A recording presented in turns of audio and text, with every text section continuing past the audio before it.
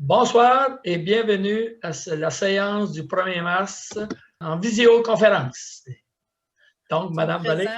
Sont présents à cette visioconférence M. Robert Landry-Maire. Présent.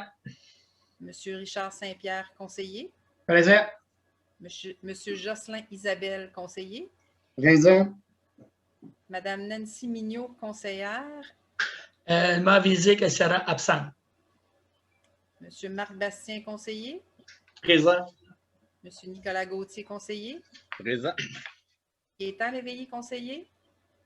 Présent. Tous formant quorum sous la présidence de M. Robert Landry-Maire, assistent également à la séance par visioconférence Mme Nathalie Vallée, directrice générale et secrétaire trésorière, qui agit en tant que secrétaire d'Assemblée. Considérant le décret numéro 177-2020 du 13 mars 2020 qui a déclaré l'état d'urgence sanitaire sur tout le territoire québécois pour une période initiale de 10 jours, considérant les décrets subséquents qui prolongent cet état d'urgence, soit jusqu'au 5 mars 2021, considérant l'arrêté ministériel numéro 2020-074 daté du 2 octobre 2020 du ministre de la Santé et des Services sociaux qui précise que toute séance publique d'un organisme municipal doit être tenue sans la présence du public, considérant l'arrêté ministériel numéro 2020-080 daté du 21 octobre 2020 du ministre de la Santé et des Services sociaux qui précise que toute la région de la Mauricie, centre du Québec, est en zone rouge ayant un niveau d'alerte maximal, considérant l'arrêté ministériel numéro 2020-029 daté du 26 avril 2020, précise que toute séance peut se tenir à l'aide d'un moyen permettant à tous les membres de communiquer immédiatement entre eux, considérant que selon ce même arrêté et l'arrêté 2020-074, lorsque la loi prévoit qu'une séance doit être publique, celle-ci doit être publicisée dès que possible par tout moyen permettant au public de connaître la teneur des discussions entre les participants et le résultat de la délibération des membres, considérant qu'il est dans l'intérêt public et pour protéger la santé de la population, des membres du Conseil et des officiers municipaux, que la présente séance soit tenue à huis clos et que les membres du Conseil et les officiers municipaux soient autorisés à y être présents et à prendre part, délibérer et voter à la séance par visioconférence. Donc, ça prendrait un proposeur et un appuyeur pour que la séance soit tenue à huis clos. Je propose Jocelyn. Je seconde. Monsieur Isabelle, Monsieur Léveillé.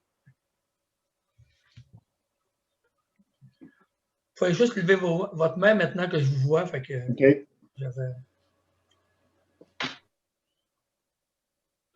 Madame, on continue? Oh, c'est l'ouverture de la séance. C'est pas la pensée du maire? Ce serait le mot, oui, la pensée du maire. Donc, ce mois-ci, la pensée, ça vient de Sénèque, qui dit que la vie, ce n'est pas d'attendre que les orages passent, c'est d'apprendre à danser sous la pluie. Merci de votre attention. Maintenant, l'ordre du jour. Projet de l'ordre du jour. Oui, donc les sujets de l'ordre du jour. Ouverture de la séance. Point 1, lecture et adoption de l'ordre du jour. Le mot du maire. Point 2, adoption du procès-verbal. Point 3, correspondance. Point 4, trésorerie. Point 5, adoption des comptes fournisseurs. Point 6, adoption du règlement numéro 445-2018 sur les projets particuliers de construction, de modification ou d'occupation d'un immeuble. Point 7, programme d'aide à l'entretien du réseau routier local, reddition de compte. Point 8, autorisation à demander des soumissions sur invitation au lignage de rue. Point 9, autorisation à demander des soumissions publiques, remplacement d'un ponceau. Point 10, autorisation à demander des soumissions publiques, réfection de l'avenue de Saint-Thomas-de-Caxton Nord. Ce ne serait pas des soumissions publiques, mais ça va être soumission sur invitation, pardon. Point 11, demande d'aide financière dans le cadre du programme d'aide financière pour la formation des pompiers volontaires ou à temps partiel. Point 12, demande de dérogation mineure à l'égard de l'immeuble ci au 185 rue Bellemare, lot 6 275 995 du cadastre du Québec. Point 13, demande de dérogation mineure à l'égard de l'immeuble ci au 145 rue Bellemare, lot 4 437 830 du cadastre du Québec. Point 14, demande de dérogation mineure à l'égard de l'immeuble ci au 165 rue des Braconniers, lot 2 546 406 du cadastre du Québec. Point 15, demande de dérogation mineure à l'égard de l'immeuble situé au 34 première rue Lac des Érables, lot 6 378 591 du Cadastre du Québec. Point 16, demande de dérogation mineure à l'égard du lot 6 391 058 du Cadastre du Québec. Point 17, comité consultatif d'urbanisme, nomination d'un nouveau membre, M. Francis Vallière. Point 18, comité consultatif d'urbanisme, nomination d'un nouveau membre, M. Benoît Gauthier. Point 19, demande de subvention Fête nationale, Mouvement national des Québécoises et Québécois. Point 20, proclamation de la Semaine nationale de la santé mentale 2021. Et le point 21, demande au gouvernement du Québec, programmation Axélogie. Point 22, affaires diverses. Rien à ce point. Période de questions. Point 23, clôture de la séance. Monsieur Bastien et Monsieur Saint-Pierre. Dans le mot du maire, donc encore une fois, bonsoir et bienvenue à cette séance ordinaire du mois de mars 2021. Concernant le projet de regroupement des services incendies des municipalités de Saint-Boniface, Saint-Mathieu, Charette, Saint-Paulin et Saint-Étienne, nous avons dû reporter la décision d'adhésion à la séance du mois d'avril au lieu de février, tel que mentionné le mois dernier. La raison est qu'actuellement, le contenu de l'entente est en révision auprès de notre firme d'avocats afin de s'assurer que cette entente rencontre les exigences du ministère des Affaires municipales. Parce que le ministère doit approuver la régie avant qu'on la mette en place. Et dans un autre ordre d'idée, vendredi dernier, le président de la Régie de gestion de matières résiduelles, en conférence de presse, a annoncé qu'une unité de traitement WagaBox, développée par Waga Énergie, transformera le biogaz de son lieu d'enfouissement situé chez nous à Saint-Étienne en gaz naturel renouvelable. L'entente conclue entre la Régie et Waga est le premier pas menant à la réalisation de ce projet. C'est donc à dire que pour notre municipalité, c'est une bonne nouvelle, car maintenant, chaque biogaz qui s'échappe dans l'atmosphère devient une perte de revenus pour la Régie. Donc, ils ont tout intérêt à maximiser le capage des cellules. Et en terminant, je dis, espérons que d'ici peu, on pourra reprendre le cours normal de la vie. Merci de votre attention. Donc, l'item 2, adoption des procès-verbaux. Un proposeur, un appuyeur pour adopter les procès-verbaux de la séance du 1er février. Monsieur Gauthier et Monsieur Saint-Pierre. L'item 3, correspondance. Rien à ce point. L'item 4, trésorerie. Rien à ce point. L'item 5, adoption des comptes fournisseurs. Donc, on a des déboursés pour la période du 1er au 31 décembre 2020, totalisant 1 104,98 $. Des comptes à payer au 31 décembre 2020 au montant de 39 607,77 $. Des déboursés pour la période du 1er au 28 février 2021, totalisant 160 135,61 $. Et des comptes à payer au 28 février 2021 au montant de 169 148 $. On a un proposeur en appuyeur. Éteint. Monsieur Léveillé, Monsieur Bastien. L'item 6, adoption. On avait une autorisation d'affectation du surplus COVID pour l'acquisition de 8 ordinateurs pour les membres du conseil, pour un montant de 9 407 taxes nettes, incluant la suite Office. Ça prendra un appuyeur. Un appuyeur. Monsieur Saint-Pierre, Monsieur Gauthier. L'item 6. Un instant. On aurait aussi une affectation de surplus, remplacement de la valve principale et de la valve secondaire au garage municipal. Donc, une affectation de surplus pour un montant de 2 095 $ taxes nettes pour pouvoir au remplacement. Monsieur Isabelle, Monsieur Bastien. J'en ai un autre. Et on a aussi une affectation de surplus pour l'acquisition d'un écran de projection mobile pour le cinéma en plein air pour un montant de 1717,47. Monsieur Isabelle, Monsieur Gauthier. Et on a enfin une autorisation pour l'affectation du fonds de roulement pour un remboursement sur 5 ans, même le fonds général, pour l'acquisition d'un camion Ford Ranger pour un montant de maximum de 40 000 et aussi l'acquisition d'une plaque vibrante de 1000 livres pour un montant maximum de 15 000 Donc, ce serait d'affecter le fonds de roulement qui sera remboursé sur 5 ans, à même le fonds général. Monsieur Léveillé et Monsieur Bastien. Ça complète. C'est rendu point 6.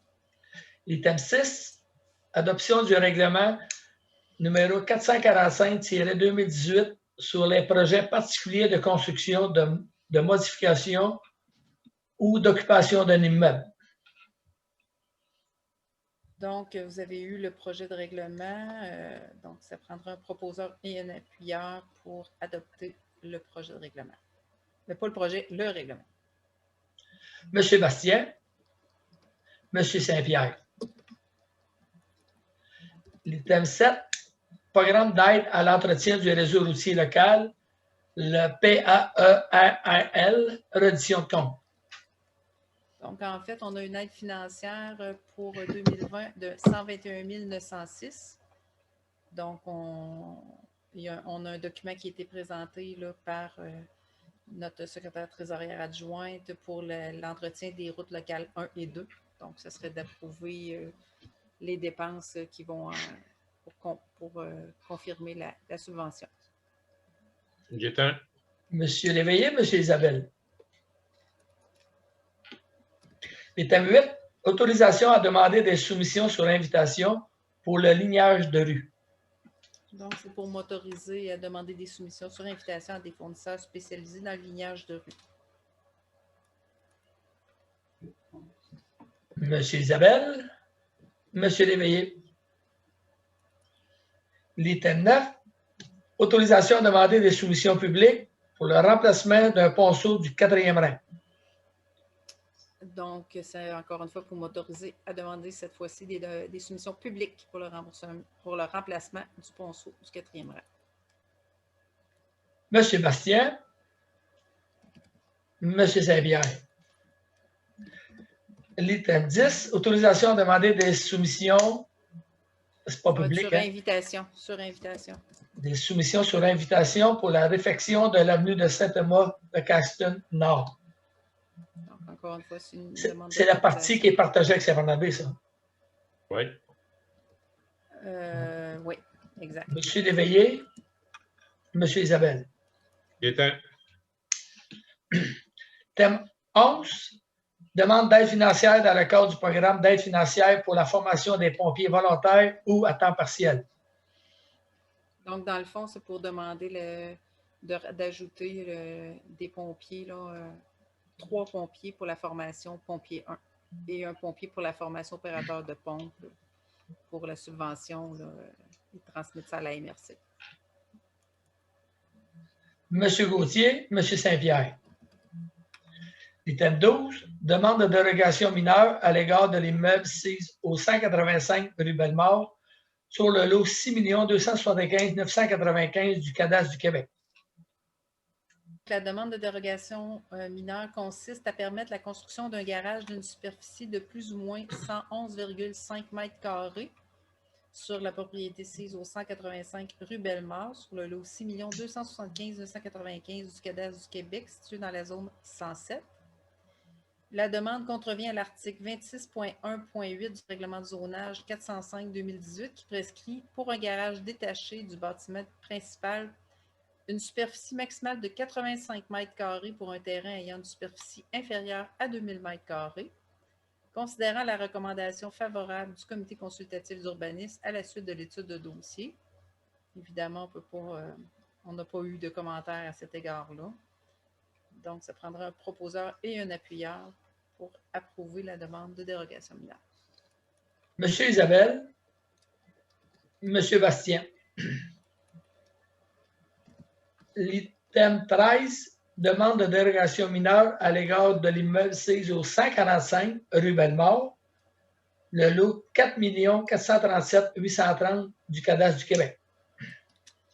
Donc, considérant que la demande de dérogation mineure a été déposée une première fois au début de la pandémie de COVID-19 et que par conséquent, les membres du comité consultatif d'urbanisme n'ont pas pu rencontrer le propriétaire pour que ce dernier expose les raisons de sa demande, considérant que cette première demande de dérogation mineure a été refusée, considérant que le propriétaire a demandé à nouveau de se faire entendre par les membres du comité consultatif d'urbanisme et que ce dernier a été entendu par visioconférence, considérant que la demande de dérogation mineure consiste à permettre la construction d'un garage d'une hauteur maximale de 22 pieds sur la propriété sise au 145 rue Bellemare, lot 4 437 830 du cadastre du Québec dans la zone 107, considérant que la demande contrevient à l'article 26.1.8 du règlement de zonage qui stipule que la hauteur maximale d'un garage détaché ne doit pas excéder la hauteur du bâtiment principal, ce dernier ayant 18,5 pieds, ce qui ferait en sorte que le garage serait plus haut de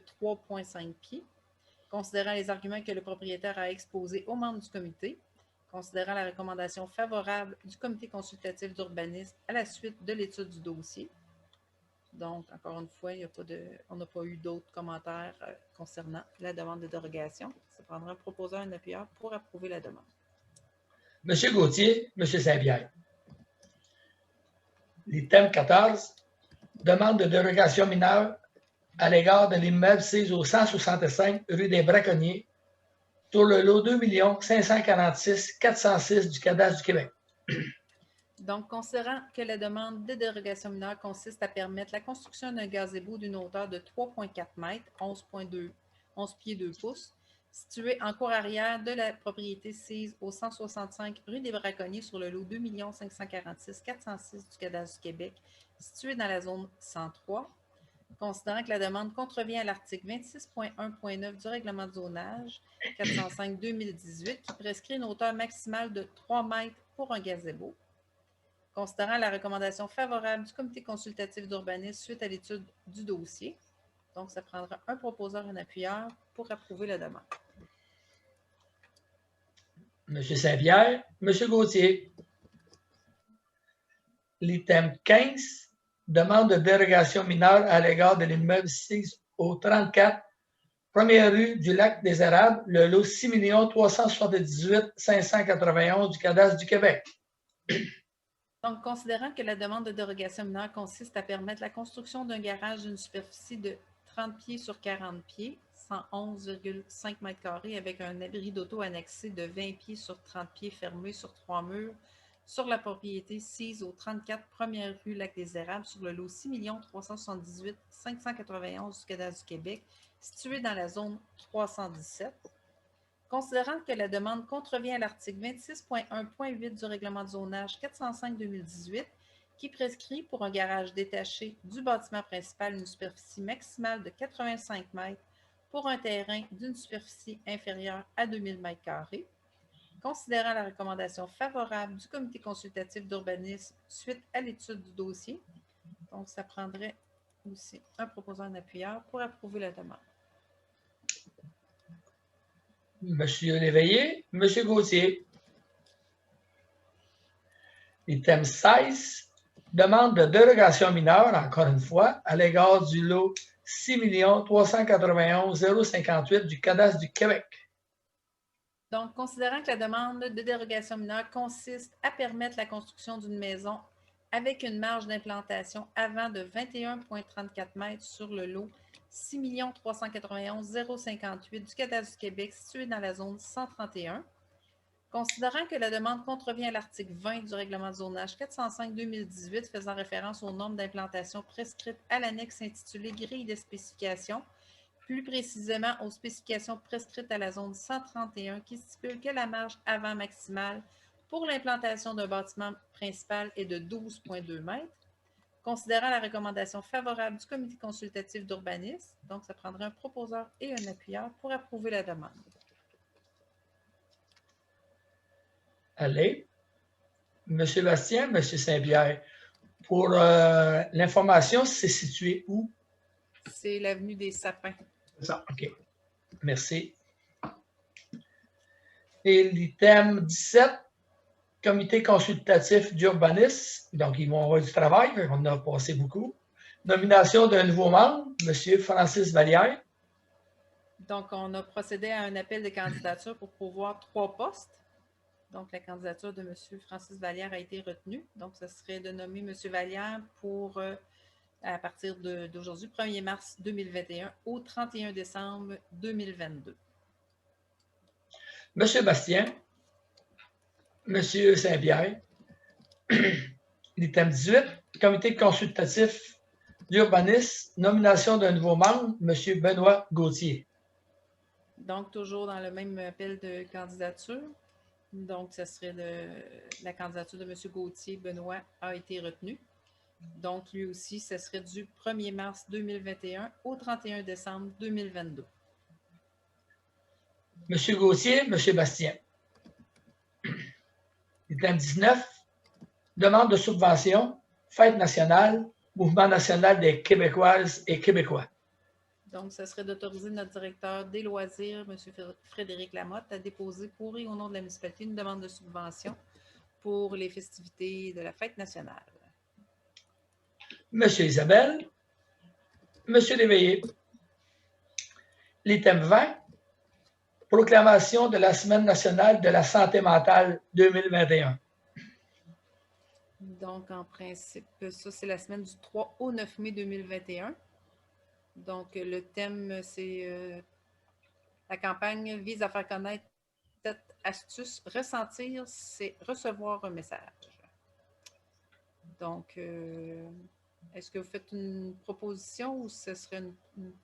Ben là, ici, c'était comme une... Ça prendrait un proposeur, un appuyeur. Oui. Propose. M. Léveillé, M. Isabelle. L'item 21, demande au gouvernement du Québec pour la programmation Accès Logis. Donc, en fait, ce serait de demander au gouvernement du Québec de financer 10 000 nouveaux logements sociaux et communautaires et d'inclure le logement social et communautaire au cœur de son plan de relance économique.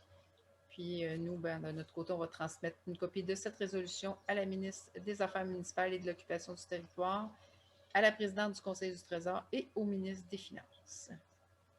Donc, un proposeur et un appuyeur. M. Gauthier, M. Léveillé. Et dans Affaires diverses, il n'y a rien. Donc, nous sommes rendus à la période de questions. Malheureusement, on n'a pas de questions. Il n'y a pas de citoyens dans la salle, étant donné que nous sommes en visioconférence. Donc, est-ce que vous, mes collègues, vous avez des choses à ajouter, quelque chose? Non, c'est beau pour moi. Non. C'est beau? Non. Non. C'est bon. Donc, je demanderai qui lève l'Assemblée. M. Isabelle, M. Bastien. Et sur ça, ben, je vous dis merci de nous écouter encore une fois par visioconférence et espérons de se voir un jour prochain en présentiel. Merci et bonne soirée.